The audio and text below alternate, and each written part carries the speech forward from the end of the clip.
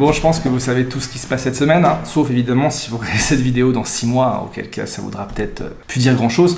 Mais voilà, concrètement, cette semaine, le 1er octobre, c'est le début d'une révolution genre juste majeure dans le monde du droit. Parce qu'en fait, c'est le début de la mise en œuvre de ce qu'on appelle l'open data des décisions de justice. Et c'est vrai qu'en fait, on a tous l'impression que Doctrine, Légifrance, tous ces sites comme ça, en fait, c'est des choses qui ont toujours existé parce qu'on a été un peu biberonné à ça depuis qu'on arrive à la fac, en fait. Et du coup, lorsque j'ai commencé à me renseigner sur l'histoire de l'accès au droit, je me suis rendu compte que c'est quelque chose qui, in fine, n'allait pas forcément de soi. C'est un combat qui dure depuis plus de 200 ans, et vous allez voir, c'est presque pire que de la télé-réalité. Hein. Et t'es qui, toi? C'est pas parce que t'as la taille d'une girafe, frère, que tu me fais peur. Et donc les amis, quand on pense à l'accès au droit, en fait, tout commence en 1789. Bon, concrètement, vous savez ce que c'est, 1789, c'est la Révolution française, voilà. On coupe des têtes, les États généraux sont convoqués à Versailles, on proclame la Constitution et on vote la Déclaration des droits de l'homme et du citoyen. Et en fait, c'est dans ce dernier texte qu'il y a un certain nombre de principes qui ont été édictés sur le fonctionnement de l'institution judiciaire. Parce que concrètement, en fait, avant la Révolution, la justice était rendue de manière un petit peu, je dirais, opaque. Et donc globalement, à partir de la Révolution, la justice était enfin publique. Et ça, en réalité, ce qu'il faut comprendre, c'est que c'est un changement de paradigme qui est juste complet. Et donc vous vous dites, ah c'est génial, la Révolution, l'accès au droit, ça y est. Mais en fait non, juste absolument pas, parce que ça c'était certes la règle à la Révolution, mais le principe n'était strictement pas appliqué. Et bref, durant en fait cette période, le Parlement a été extrêmement prolifique, il y a eu beaucoup de lois qui ont été votées, il y a eu beaucoup de décrets, et c'est là qu'est arrivé un premier personnage qui est extrêmement important en fait dans l'accès au droit, dont on parle d'ailleurs assez peu, qui est Louis Trépied. Et en fait, Louis Trépied, il y a assez peu de choses sur lui. En réalité, on sait pas grand chose. Tout ce qu'on sait, que c'est un juriste qui a eu un jour, en se levant, une charmante idée, qui était de synthétiser dans un code toute la loi. Voilà. La loi du droit positif, la loi d'Ancien Régime, les décrets, la jurisprudence, parce qu'il s'est dit finalement que ça part un petit peu dans tous les sens, ça part un peu en live, et donc ça pourrait être pas mal d'avoir un outil, un code qui regroupe tous les textes pour comprendre les textes d'aujourd'hui et aussi pouvoir gérer les litiges issus du droit antérieur. Mais en fait, ce qui est dommage, c'est que quelques années plus tard, les rédacteurs ont décidé d'abandonner la rédaction des codes Trépied face notamment à la complexité des lois qui arrivaient et l'inflation législative. C'était plus possible de tout synthétiser avec les techniques de l'époque. Donc du coup, l'idée de base qui était donner accès à l'ensemble du droit est juste tombée à l'eau. Plouf. Mais évidemment, l'accès au droit ne s'arrête pas là, et ce qui est intéressant de comprendre, c'est qu'en parallèle, en fait, il y a eu plusieurs nouveautés. C'est-à-dire que déjà en 1821, il y a eu le premier recueil de jurisprudence du Conseil d'État qui a été publié par Louis-Étienne Marcel. Mais ce qu'il faut savoir, en fait, c'est que notre ami a été rejoint dans son aventure éditoriale par un certain Félix Lebon. Oui, comme le recul Lebon. Et donc Félix Lebon s'est dit que c'était quand même plutôt pas mal ce petit bouquin, et donc a décidé de donner juste son nom à l'ouvrage. Et c'est là qu'est né en fait le recueil Lebon, et qui a été ensuite récupéré par le Conseil d'État qui s'est dit finalement pourquoi se faire chier à faire notre recueil à la mano si déjà il y a des recueils Lebon qui marchent plutôt bien. Au niveau de la juridiction judiciaire, donc la Cour de cassation, il y a eu les premiers bulletins de la Cour de cassation, mais encore une fois c'était qu'une sélection d'arrêts, c'était pas spécialement exhaustif. Et donc c'est là les amis qu'est arrivé un nouveau personnage très important qui est un certain Honoré Dalloz. J'imagine que vous reconnaissez le nom. En fait, qui était Dalloz? Dalloz, en fait, c'était un homme politique, c'était un avocat, c'était un entrepreneur, et si je peux me permettre l'expression, et je pense que vous me le pardonnerez, un sacré loustic. Et en fait, ce qu'il faut savoir, c'est que notre ami Honoré avait ce qu'on pourrait appeler un petit crush pour une jeune femme qui s'appelait Caroline. Bon, jusque-là, voilà, rien de surprenant, il commence à lui faire la cour, il commence à essayer de la gérer, il l'invite au bal, il commence à twerker sur Aya Nakamura, et tout ça fait que naturellement, ils finissent par se pécho comme des gros bâtards. Et en fait, un jour, Caroline invite Honoré un repas de famille chez elle, et c'est là que Honoré rencontre son nouveau beau-père. En fait, qui est son beau-père? C'est un certain Charles-Joseph Pancroux. Alors, vous connaissez pas spécialement son nom, mais en fait, c'est celui qui a édité la première encyclopédie. Et en fait, à cette époque de révolution du papier, de révolution de l'imprimerie, l'encyclopédie, c'était juste l'ouvrage phare. Et donc, du coup, ils commencent à discuter. Ils se disent, ouais, c'est peut-être pas con de faire du business sur le droit, je pense qu'il y a un vrai besoin. Et donc, Honoré lui montre son business plan. Charles-Joseph lui dit, écoute, je valide, j'achète, on est bon, on imprime. Et donc, c'est là qu'ils ont commencé à faire du business ensemble, et c'est grâce à cette rencontre qu'est née la maison Dalloz. Et donc Dalloz, c'était quand même un très très grand malin, c'est-à-dire que c'était peut-être le Steve Jobs du 19e siècle. C'est-à-dire qu'en fait, le gars, il avait compris qu'il y avait vraiment un besoin pour les avocats d'accéder au droit de manière beaucoup plus simple, et de l'autre côté, en face, il y avait juste pas d'offre. Et donc du coup, Honoré, qu'est-ce qu'il y voit? Un marché. Et aussi, il y a un business beaucoup plus scalable que celui de son cabinet d'avocat. Et donc du coup, il a profité de cette révolution qu'est l'imprimerie pour imprimer les premiers codes Napoléon, et puis pour ensuite créer son célèbre recueil de jurisprudence qui aujourd'hui est encore incontournable. Et ce qu'il faut savoir, c'est qu'à l'époque, ça a fait juste un carton monumental, et c'est devenu en très peu de temps un acteur qui était incontournable dans le monde du droit. Et en fait, ce qui est intéressant de comprendre, c'est que presque 150 ans après la Révolution, en fait, l'accès au droit, c'est quelque chose qui reste genre hyper élitiste, hein. C'est-à-dire que tout le monde n'a pas les moyens de s'acheter les codes d'Alloz, et donc du coup, le justiciable lambda, le citoyen français, ne sait pas forcément quel est le droit applicable. Et ensuite, les amis, on va accélérer un petit peu la timeline et on va aller dans les années 60-70. Et en fait, pour comprendre ce qui se passe en France à l'époque, il faut changer de pays et aller aux États-Unis. Et en fait, à cette époque-là, c'est la conquête spatiale, hein. C'est Elon Musk à l'état de cellule, d'embryon. Et c'est là qu'on commence en fait à développer les premières bases de données. Ça a juste rien à voir avec ce qu'on a en ce moment, hein. C'est-à-dire que c'est des méga ordinateurs surpuissants qui faisait des petits algorithmes. Du coup, c'est là que naît une petite start-up dans l'Ohio qui s'appelle LexisNexis, qui décide de créer une base de données de la jurisprudence. Et en fait, ce qu'il faut savoir, c'est que cette base de données de LexisNexis avait pour but d'aider les juges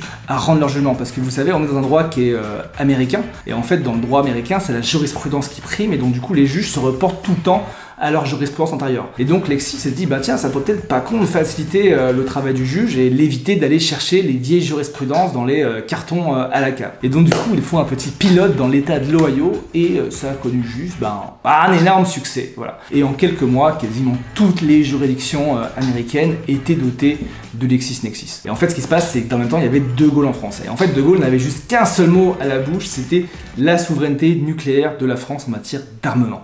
Et donc forcément, l'armement nucléaire passe par l'informatique. Et en fait, De Gaulle voit dans l'informatique une arme qui fait des armes. Et donc du coup, c'est hyper important que la France soit leader sur le sujet. Échec, me diriez-vous.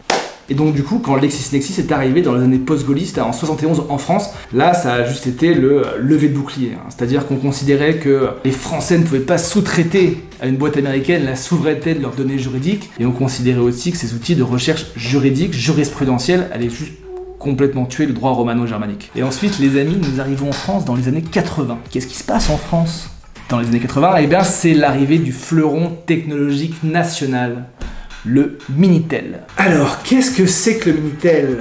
Comment peut-on définir? Je dirais que c'est une sorte de terminal informatique qui donne accès à plein d'informations. Voilà, on y trouve par exemple des annuaires, du cul aussi, l'achat de billets de train, du cul, enfin bref, beaucoup de cul sur le Minitel, enfin un peu comme Internet aujourd'hui. Et donc les amis, si vous aviez été avocat dans les années 80 et que vous aviez ce Graal qui est le Minitel, eh bien vous avez forcément connu le 3615 Joël, évidemment. Alors oui, vous vous dites certainement encore un site de cul, et en fait non, pas du tout. C'était le premier réseau juridique de France. Parce qu'en fait, il y a un petit malin, enfin un grand malin, qui s'appelle la société OR Télématique. Et en fait, OR Télématique s'était dit, tiens, c'est peut-être pas con de faire du business avec du droit grâce au Minitel. Et du coup, OR Télématique a conclu un contrat de concession exclusive avec l'État. Et donc du coup, en tapant sur le Minitel le 3615 Joël, eh ben, vous pouviez consulter en temps réel les différentes lois, le JO consolidé, etc. Et donc du coup, mes amis, pour 9 francs la minute et 700 francs de l'heure, tu pouvais accéder en temps réel à la réglementation.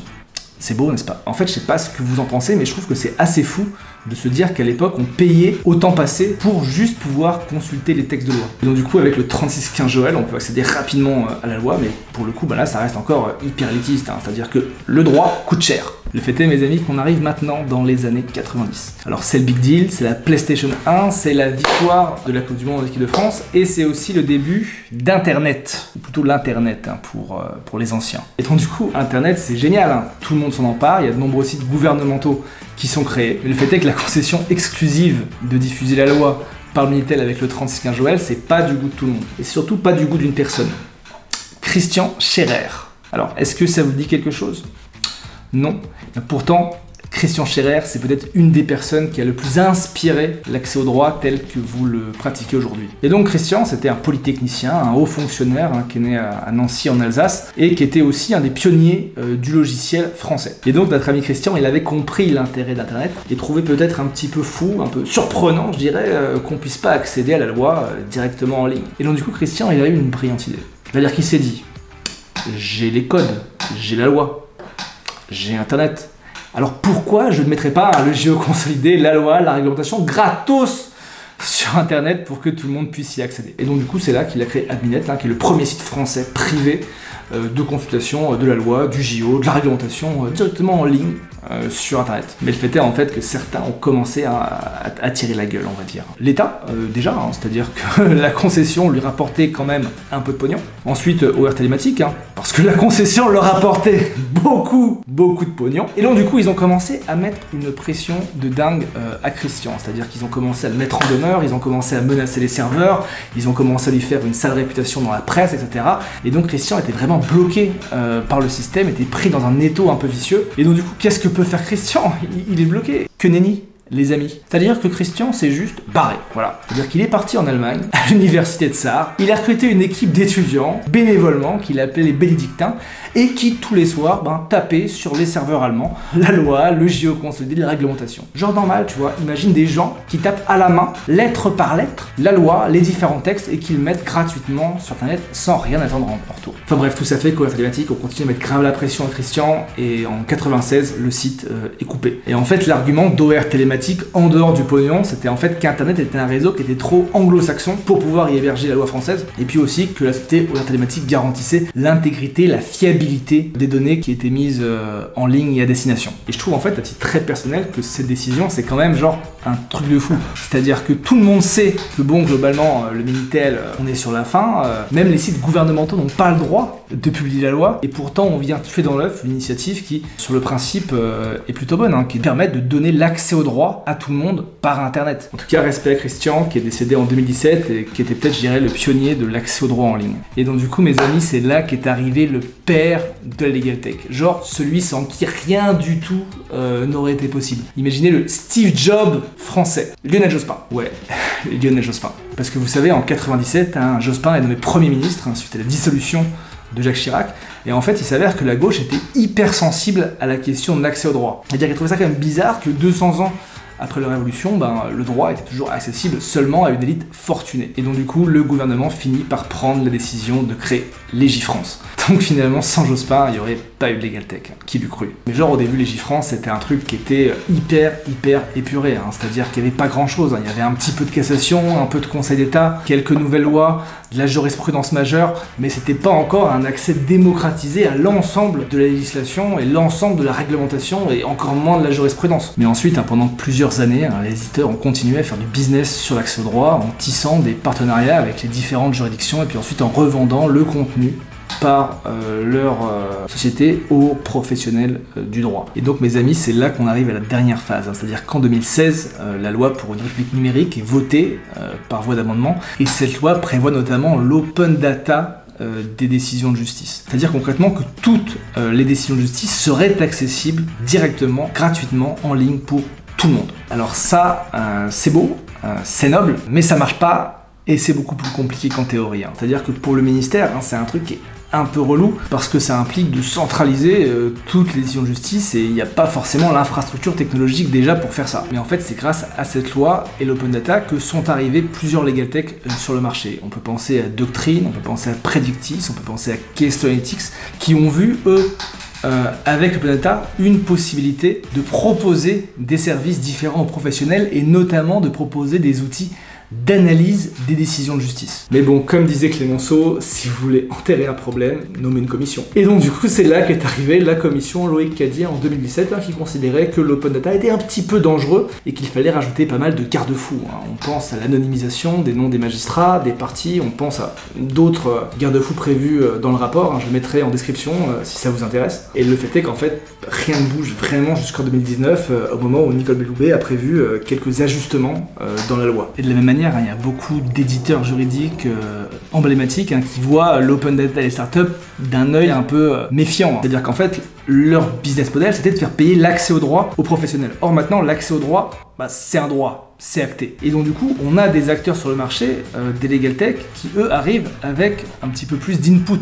C'est-à-dire avec des technologies qui vont un peu plus loin dans l'analyse, avec différents outils à destination des professionnels. Et donc du coup, on vient ici changer des besoins du consommateur. C'est-à-dire que le besoin de l'avocat du juriste, c'est plus d'accéder au droit. Le besoin de l'avocat du juriste, c'est de gagner du temps, c'est d'optimiser sa manière de travailler, et c'est d'avoir des outils lui permettant une aide un petit peu plus simplifiée à la décision. Et comme les éditeurs voient que ces startups s'inscrivent dans le temps, ils ont changé leur fusil d'épaule et commencer à avoir une stratégie qui est un peu différente. C'est-à-dire qu'on pense par exemple à Wolters Kluwer, qui a signé un partenariat avec Predictis, on pense à Dalloz qui a signé un partenariat avec Keystone Analytics. Donc on est face aujourd'hui à une approche qui est plus de co-construction entre les startups et les éditeurs que d'hostilité manifeste. Et donc les amis, le 30 septembre aura lieu, a priori, la mise en œuvre opérationnelle de l'open data des décisions de la Cour de cassation et du Conseil d'État. C'est-à-dire qu'en théorie, toutes ces décisions seront accessibles sur leurs différents sites web, et même les arrêts qui n'étaient initialement pas publiés. Les arrêts les moins connus, les arrêts qui ont une portée inférieure. Alors en théorie, le ministère s'est engagé à déployer l'open data sur à peu près 10 ans. Oui, c'est beaucoup. Donc logiquement, dans 10 ans, tout sera numérisé, toutes les instances. Bon, on en est aujourd'hui encore loin, mais on espère que le calendrier sera pas trop retardé. Et du coup, je pense que c'est vraiment là que les Legal Tech pourront s'amuser. C'est-à-dire qu'il y aura une telle base de données, de décisions qui seront rendues par toutes les juridictions sur Internet, que du coup on pourra vraiment créer des outils d'analyse et on pourra vraiment avoir une analyse qui sera presque chirurgicale de la jurisprudence. Donc je pense que vous voyez, l'accès au droit, c'est quelque chose qui s'est vraiment construit dans la transgression, c'est-à-dire qu'il a fallu presque 240 ans pour que les Français, les justiciables, puissent accéder à toutes les décisions de justice. Ce qui est assez marrant, c'est que Louis Tripier, Dalloz, Christian Scherer, OR Télématique ou encore maintenant Nicolas Bustamante, en fait, tous ces gens-là, ils ont demandé l'autorisation à personne. C'est-à-dire que s'il fallait attendre l'État, on sera encore en 1789. On est face à des entrepreneurs qui avaient une conviction qui était qu'il fallait rendre accessible la justice. Et du coup, ils ont tout simplement foncé dans un marché avec les technologies de l'époque. À l'époque, c'était l'imprimerie, ensuite le numérique, ensuite la big data, et demain, il y aura certainement autre chose. Alors ouais, à chaque fois, ils ont cherché à bousculer les lignes, ils ont fait face à pas mal de freins, des freins politiques, à des freins en matière de concurrence, mais à mon sens, ça va dans le bon sens, et c'est le sens de l'histoire. C'est-à-dire que pour moi, le travail qui a été fait par ces différentes maisons depuis des années, et gros éditeurs comme Legal Tech, comme imprimeurs, eh bien c'est un travail qui, à mon sens, contribue à faire avancer l'intérêt général. En tout cas les amis, j'espère que cette vidéo vous a plu. Elle était un petit peu longue, mais je trouvais que c'était assez intéressant de faire l'histoire de l'accès au droit parce que il y a beaucoup de choses qui se passent, on dit beaucoup de choses et c'est vrai que remonter l'histoire c'est jamais inintéressant pour comprendre ce qui se passe actuellement. En tout cas, si vous avez des questions, n'hésitez pas à les poser dans les commentaires. Aussi donnez-moi votre avis sur l'open data, sur les tendances sur le marché. Et je vous souhaite une très bonne journée. À bientôt.